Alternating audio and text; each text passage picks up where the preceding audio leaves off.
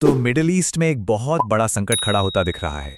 Iran को एक नया लीडर मिला है और अमेरिका ने एक ऐसी वार्निंग दी है जिसने सबकी नजरें अपनी तरफ खींच ली हैं। चलिए देखते हैं कि ये पूरा मामला आखिर है क्या। कहानी की शुरुआत होती है अमेरिकी राष्ट्रपति के इस तीखे बयान से। ये सीधा सीधा ईरान के नए लीडर के लिए है। मतलब ये सिर्फ कोई बयानबाजी नहीं है, ये एक अल्टीमेटम है। और यहीं से पता चलता है कि सिचुएशन कितनी सीरियस है और आगे क्या हो सकता है। तो सवाल ये उठता है कि हम यहां तक पहुंचे कैसे? इस टकराव की जड़ें आखिर हैं कहां? और ये तनाव अचानक इतना बढ़ कैसे गया? चलिए इसके पीछे की वजहों को एक एक करके समझते हैं। तो हुआ ये कि इस पूरे टकराव की जड़ में एक बहुत बड़ी घटना है। देखिए, सबसे पहले तो एक जॉइंट यूएस इजरायली स्ट्राइक में ईरान के supreme leader Ayatollah Ali Khamenei मारे जाते हैं। इसके ठीक बाद उनके 56 साल के बेटे मुज्तबा खामनेई को नया सुप्रीम लीडर बना दिया जाता है। और जैसे ही वो सत्ता संभालते हैं, अमेरिका की तरफ से उन्हें एक अल्टीमेटम थमा दिया जाता है। बस यहीं से साफ हो गया कि एक बहुत बड़ा टकराव शुरू होने वाला है। और ये सिर्फ एक धमकी पर ही नहीं रुका। इसके बाद तो दोनों देशों के बीच बयानों की एक ऐसी झड़ी लगी जिसने पहले से ही गर्म माहौल में और ज्यादा आग लगा दी। अब देखिए, दोनों तरफ से जो जवाब आए ना, उनमें जमीन आसमान का फर्क था। एक तरफ ईरान के एडवाइजर अली लारिजानी कह रहे हैं कि ट्रंप को कीमत चुकानी होगी, हम उन्हें छोड़ेंगे नहीं। और दूसरी तरफ अमेरिकी राष्ट्रपति का जवाब एकदम बेपरवाह था कि उन्हें कोई फर्क ही नहीं पड़ता। मतलब साफ था, कोई भी बातचीत के मूड में नहीं था। ये जो शब्दों की जंग थी ना, वो बहुत जल्द ही जमीनी हकीकत में बदल गई। और इसका निशाना बना ईरान का तेल उद्योग, जो कि उसकी इकॉनमी की रीढ़ है। इसके बाद ईरान के बड़े बड़े तेल ठिकानों पर सीधे हमले हुए। तेहरान और अल्बूर्स की रिफाइनरियों को निशाना बनाया गया। इन हमलों से इतनी भयानक आग लगी और तेल का रिसाव हुआ कि लोगों ने सड़कों पर तेल बहते हुए देखा। जाहिर है, ईरान की तेल पैदा करने और उससे एक्सपोर्ट करने की कैपेसिटी को बहुत बड़ा झटका लगा। और ये घटना हमें दिखाती है कि कैसे कोई एक रीजनल कॉन्फ्लिक्ट पूरी दुनिया पर असर डालता है, खासतौर पर जब बात तेल की हो।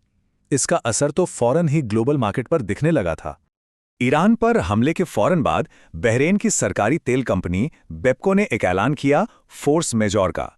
और इस एक ऐलान ने ग्लोबल तेल बाजार में खलबली मचा दी। तो ये फोर्स मेजॉर होता क्या है?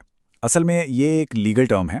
इसका मतलब ये है कि कंपनी कह रही है कि भाई कुछ ऐसी चीज़ें हो गई हैं जो हमारे कंट्रोल से बाहर हैं, जैसे कि जंग या कोई हमला, और इस वजह से हम अपने कॉन्ट्रैक्ट्स पूरे नहीं कर सकते। बिल्कुल आसान भाषा में कहें तो वो अब तेल की सप्लाई की गारंटी नहीं दे सकते थे। और इसका असर सीधा आम लोगों की जेब पर पड़ा। अमेरिका में पेट्रोल की कीमतें बस एक हफ्ते के अंदर लगभग 50 सेंट प्रति गैलन बढ़ गईं। इससे साफ हो गया कि इस टकराव की कीमत तो आम जनता चुका रही थी। मार्केट में पैनिक इतना ज्यादा था कि दुनिया के 7 सबसे ताकतवर देशों G7 को एक इमरजेंसी मीटिंग बुलानी पड़ी। वो इस बात पर विचार कर रहे थे कि अपने स्ट्रैटेजिक तेल रिजर्व्स को खोल दें ताकि बढ़ती कीमतों पर किसी तरह काबू पाया जा सके। अब अमेरिका और ईरान के अलावा दुनिया की दूसरी बड़ी ताकतें भी इस मामले पर नजर रखे हुए थे। तो चलिए देखते हैं कि इस पूरे संकट पर चीन का क्या स्टैंड था। चीन ने एक बहुत ही बैलेंस्ड रुख अपनाया।